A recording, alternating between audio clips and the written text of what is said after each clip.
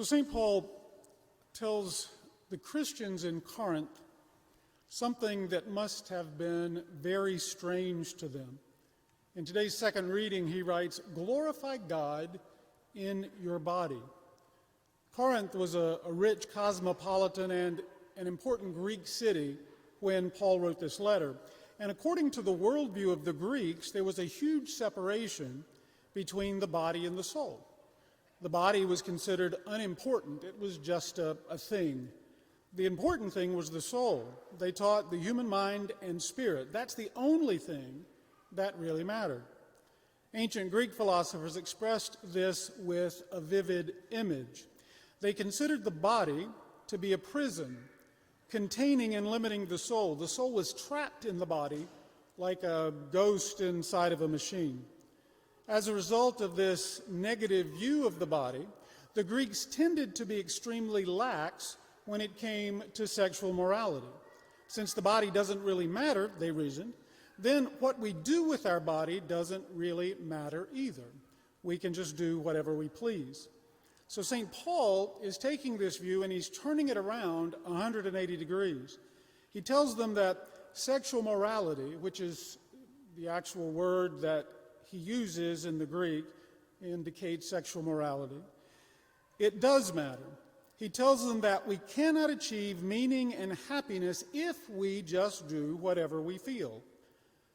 He tells them at the same time that we're not animals or insects living only on instinct and pleasure. He tells them that when Christ saved us, he saved the whole human person, both the body and the soul. Ever since baptism, our bodies have been members of Christ, and our faith has made us one spirit with him. In other words, we can't separate our bodies and our souls. They go together. And everything we choose to do either brings both body and spirit closer to God or further from God. It was strange for the Corinthians to hear Paul telling them that they should glorify God in their bodies by staying pure of sexual immorality. And in a sense, it's also strange for us because the world around us has revived the ancient pagan view of the human body.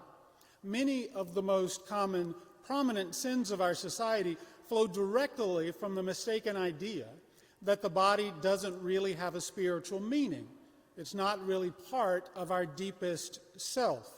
We can see that too in some of the things going on in terms of gender and identity, right? That the body can be changed at will. Take, for example, the quote-unquote hookup culture that's so rampant in college campuses and among young professionals. According to this mentality, whenever you feel attracted to someone, you should feel free to hook up with them. But this treats human sexuality like a toy or a game that you just play to have a good time, to enjoy yourself. It forgets that our sexuality is actually God's gift and it has a sacred meaning. When two people come together in that way, their souls are necessarily involved, not just their bodies. This is why when St. Paul was writing the lines we just listened to, he also wrote, "Do you not know that anyone who joins himself to a prostitute becomes one body with her?" You can't become one body with someone and not have your soul involved because our bodies and our souls are intertwined. Just think about how you feel when you get sick. And as an aside, one of the things oftentimes that has to be done when someone is experiencing some type of spiritual oppression is to go through a process of breaking soul ties. Because when you let someone into your life on that intimate level, you end up with their baggage along with your own. This is also the reason behind Christ's teaching on divorce and remarriage, which is also rampant in our culture. When a man and wife come together in marriage, they don't just make a business contract for the exchange of goods. They give themselves to each other, creating a unique bond between their entire lives, body and soul. This is the marriage bond. And once it's truly formed, it can only be broken by death, just as the life of a child, which is the natural fruit of the marriage bond, continues until death.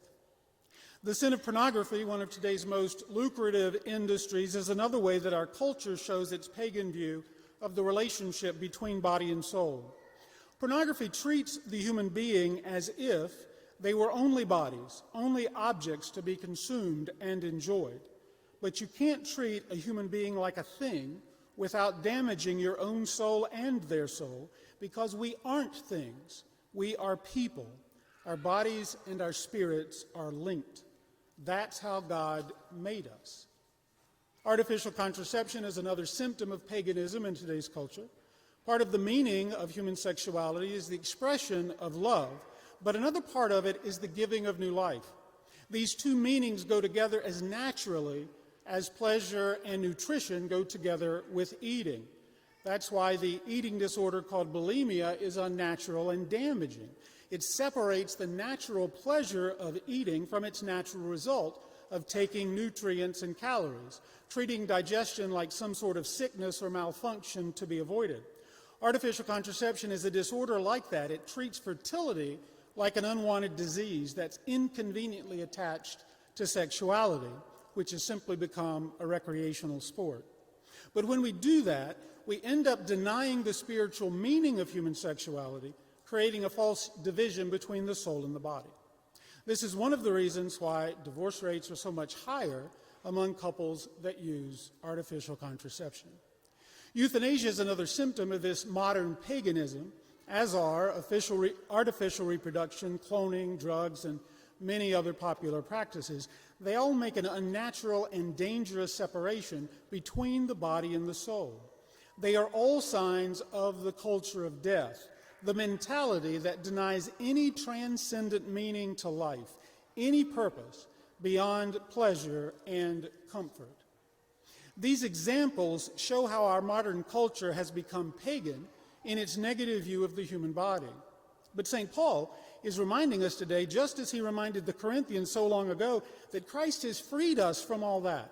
He's taken our human nature upon himself, body and soul. He suffered, he died, he rose again, body and soul. He ascended into heaven, where he reigns and rules, body and soul. And through his generous grace, he has united us, body and soul, to himself. Christ has freed us from slavery to our physical instincts. He's reminded us that every aspect of our human nature has a beautiful, meaningful, spiritual dimension. By discovering and living out that dimension, we can, as St. Paul exhorts us, glorify God in your bodies. Every sacrament reminds us of this, because every sacrament touches us both in body and in soul. Each one uses some kind of natural material substance, water, oil, bread, in order to bring supernatural spiritual grace into our lives. Remember that the Christian life is never simply about avoiding sin. That's only the bare minimum, like the frame of a house. The good stuff of Christianity comes not just from avoiding evil, but from learning how to do that which is good, that which is true, that which is beautiful. That's why St. Paul finishes with a positive phrase, glorify God in your body. Now, there are many ways that we could do that. I'd mention just a few. First, we can take care of the way we look. The nobility of Christ should shine through in every aspect of his followers' lives, including how we take care of our physical appearance. We have to avoid slavery to fashion and vanity, but we should dress simply, elegantly, and be careful about hygiene and cleanliness. The dignity of our identity as children of the eternal King should be present even in these external details. Second, we can take reasonable care of our health. In our society, many people become dangerously obsessed with exercise and nutrition and forget about the spiritual realm altogether. We've seen that quite pointedly during last year. But that doesn't mean that we should go to the opposite extreme and be careless and lazy.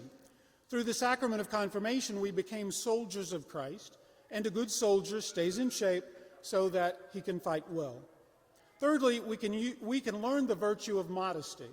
Modesty is the protector of purity. and the pure of heart are the ones who will see God, according to St. Matthew's Gospel. Modesty avoids vulgar language and humor. It avoids sexually explicit entertainment.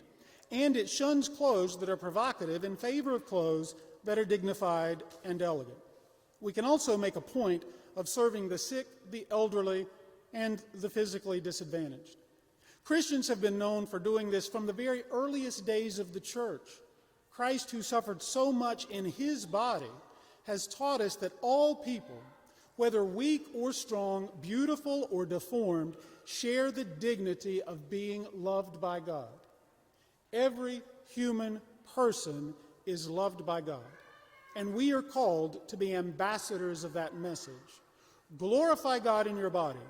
That's our theme for the coming week. And so as we celebrate this Mass, we thank Jesus for revealing to us this truth about who we are in our humanity, and when he comes in Holy Communion to offer us the gift of his body, his blood, his soul, and his divinity, let's reciprocate his goodness and offer him the gift of ourselves.